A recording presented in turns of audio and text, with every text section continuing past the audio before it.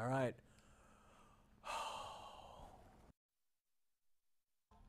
Promoted. Getting close.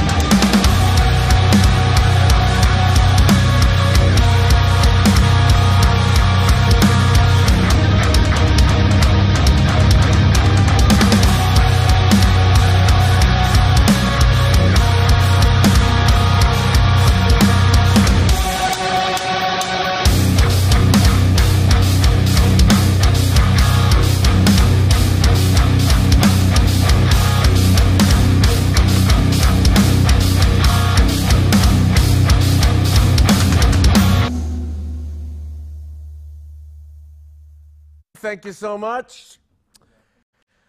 All right. Well, you know, we are entering into the Christmas holiday, and I have noticed that as people are talking about Christianity out there in the world, that often people snarkily liken faith in Jesus, faith in God, to belief in Santa Claus. I don't know if you've ever heard that. They always say, oh, well, Santa Claus is real too. Have you ever heard of that?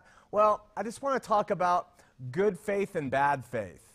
And that's been coming up on social media lately, and I think it's kind of an important thing. I had a discussion with some atheists not long ago, and we started talking about faith. And as a Christian, you do say, well, I make the decision to put my faith in certain things. The question is, what's the difference between good faith and bad faith within the Christian community?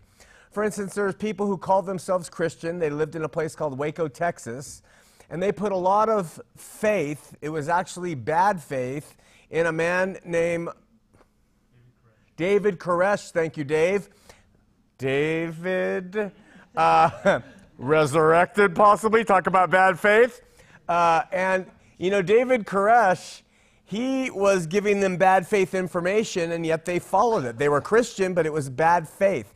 We live in a state, Utah, and we broadcast out of here.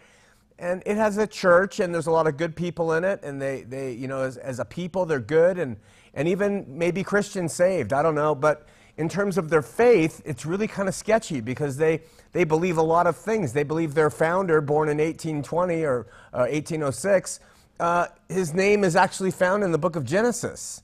And that's kind of taking a leap of bad faith in my estimation. They believe that he carried around like a 126-pound block of gold plates, ran with them, fought off robbers while holding them, and then translated a book called the Book of Mormon from those plates, and then an angel came and took the plates back up into heaven. I don't know. To me, that's sort of borderlining on Santa Claus faith. I mean, people say, well, Santa Claus and believing in God are the same thing. Well, there's a big difference. When you look about Santa Claus, for instance, how does he get around the world in one night? And how does he get down the chimney of every house? And how does he deliver all those toys?